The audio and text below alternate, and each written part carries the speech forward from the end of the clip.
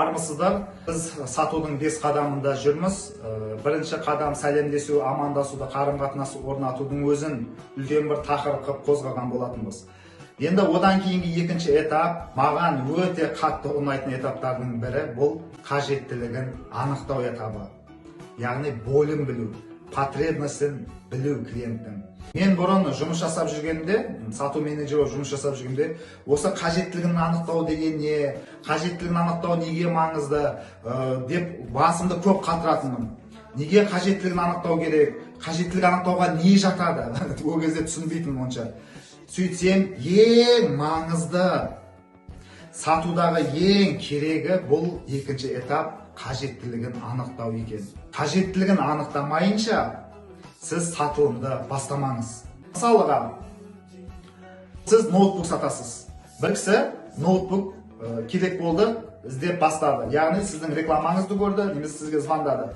Саламатсыз ба, сіздің ноутбугыңызды көріп отырды деген сияқты. Я, саламатсыз ба, осы ноутбукпен айналысып жүргеніме міне пәленбай жыл болды, немесе 4 жыл болды, 3 жыл болды деп өзіңіз таныстырасыз. Одан кейін қажеттілік этабына өтесіз. Жақсы қарым-қатынас құрғаннан кейін қажеттілік анықтау этабына өтуіңіз қажет. Қажеттілік өте маңызды. Мысалыға, ноутбукты кімге іздедіңіз деген кезде ол айта бастайды. Ініме іздедім, немесе өзіме іздедім, немесе жұбайыма подарок етейін деп едім деген сияқты жайлап өзінің бойдарын айта бастайды. Сіз осы қажеттілік сұрақтарын қойған кезде ғана клиент ашылып жауап бере бастайды. Қажеттілік сұрақтарын қоймайынша ол клиентте тез-тез сөйлесіп, аттап өтіп, не үшін келгенін де ұмытып қалады. Сондықтан қажеттілік сұрақтарын қоя беру керек. Қашан клиент ашылып әңгіме айтпайынша. Шын болын, потребностін, қажеттілігін айтпайынша, сіз осылай сұрақтарды асықпай, без паники қоя беру керек. Мысалы, ноутбукты кімге іздедіңіз, ол айтады, өзіме керек деген сияқты. Жақсы, бұрын соңды осындай ноутбук сізде болып еді. Міне қандай сұрақ қойып жатырмын, мен қазір қажеттілігін әлі анықтап жатырмын. Ол айтады, жоқ, бірінші рет алып тұрмын, немесе бұның алдында бір ноутбук болды, сол 3 айға жетпей сынып қалды деген сияқты міне ішіндегісін айтады осылай. Осыны сіз ұстап аласыз. Міне оның бойлы не болды? Оның алдында алған екен, 3 ай бұрын алған. Бірақ 3 айға жетпей сынып қалды. Енді жақсысын іздеп жүр деген сөз. Міне осы 3 айға жетпей қалған сіз ноутбуктың сапасын біліп алдыңыз дағына, енді осы бойлына басып отырасыз. Жақсы, я, сіз сияқты бізге өте көп клиенттер хабарласады ноутбук бойынша. Бәрінде проблемасы осылай екен. Бір жерлерден алады, немесе біреудің қолынан аласылады, сөйтет дағына сапасына көңілі толмай жатады. Деген сияқты міне дәл бойлына үстіне басып сізде айтуыңыз қажет. Біз ноутбуктер орталығы, біз 3 жылдан бері жұмыс жасап келе жатырмыз.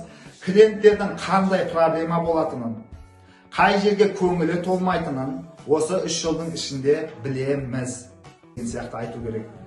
Және міне сол клиент айтты ғой, 3 айға жетпей ноутбугым сынып қалды деген сияқты.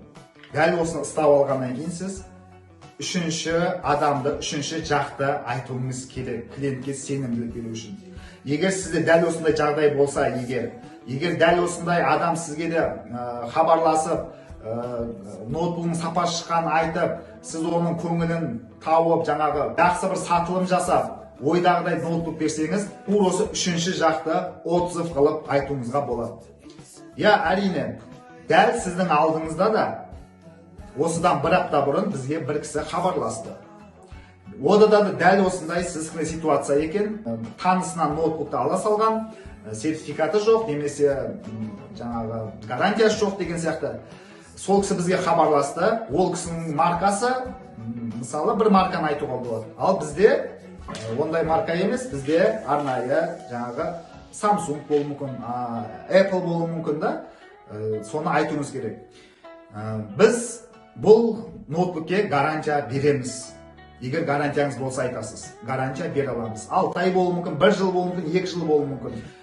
Біз тікелей заводтан алдырамыз. Бізде заводтың берген гарантиясы бар. деген сияқты. Егер гарантияңыз солай болса.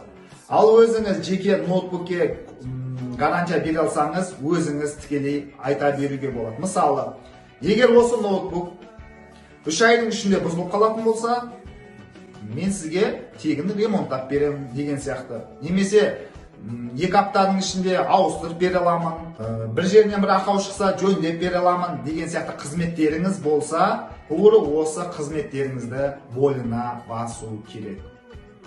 Ол клиентке не келді ойына сразу? Алдында бір рет күйген, сізден де тағы күйіп қалам ба деген оймен звондап отыр ол. Сенбейді сізге, әлі сенбейді. Ал сіз сол сенбегенін қалай бастыңыз? Міне гарантия бар екенін, 3 айға дейін бір олқылықтар шығып жатса, ақаулар болып жатса, тегін жөндеп бере алатыныңызды айттыңыз. 2 аптаға дейін ауыстырып беруге болатынын айттыңыз. Міне клиенттің күмәндарының бәрін жаба алдыңыз деген сөз. Клиентте автомат түрде қандай ой келеді одан кейін? Міне мынау барлығын айтып беріп жатыр, гарантиясын айтып беріп жатыр. Тіпті мен сияқты адам хабарласқанын айттыңыз. Ол да дәл осындай сапасыз ноутбук алған екен, бірақ оның шешімін сіз тауып бере алғаныңызды айтуыңыз керек.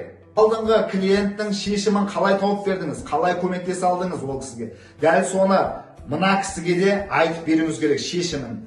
Я ол кісі бізден одан кейін 6 ай гарантиясымен бізден мынау Samsung алды, немесе LG алды деген сияқты. Отзывтарыңыз болса, отзывты жіберуге болады.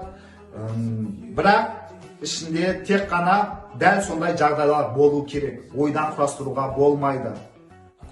Егер гарантияңыз болса, гарантияңызды айтыңыз. Гарантия бере алмасаңыз, заводтың гарантиясын айтуыңызға болады. Егер сіз ноутбукке ұқыпты қарайтын болсаңыз, мен гарантия беремін деген сияқты. Ал енді алғаннан кейін ноутбукты әр жерге тастап кетуіңіз мүмкін. Балалар шұқылап тастауы мүмкін, шұқылап тастауы мүмкін. Мен оған гарантия бере алмаймын деген сияқты. Нақты адамға айтсаңыз түсінеді.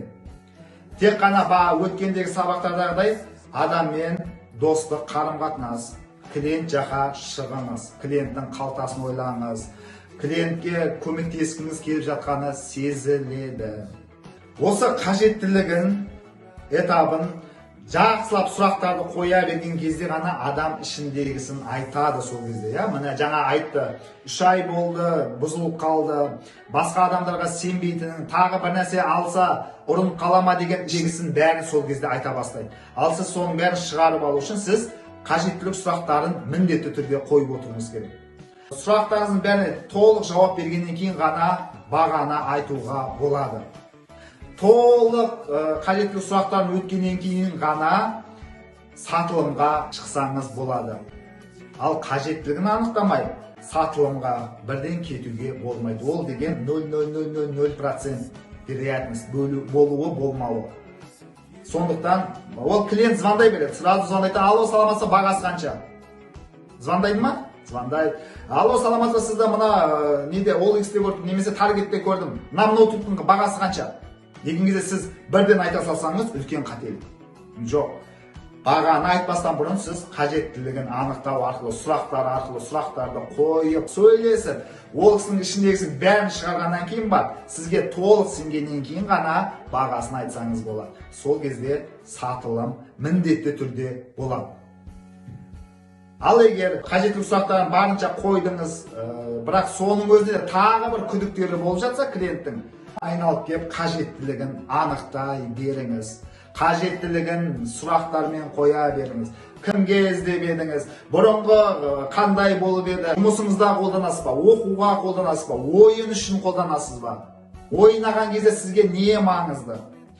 Сізге жұмыс жасағанда мышкасы шнуры болу керек па, жоқ, бөлек болғаны дұрыс па, сенсорный болғаны дұрыс па деген сияқты. Міне осылай достық қарым-қатынас құрыңыз. Клиент жаққа шығыңыз, клиенттің қалтасын ойлаңыз, клиенттің пайдасын ойлаңыз. Бір риза болып кеткен клиент 250 танысына сізді мақтайтын болады. Қажеттілік анықтау деген өте маңызды этап. Мен үшін үлкен сабақ болған этап. Қажеттілігін анықталмай, сатылым бола қоюы екі талай. Келесі сабақта көріскенше, сау саламатта болыңыздар. Human and lighter.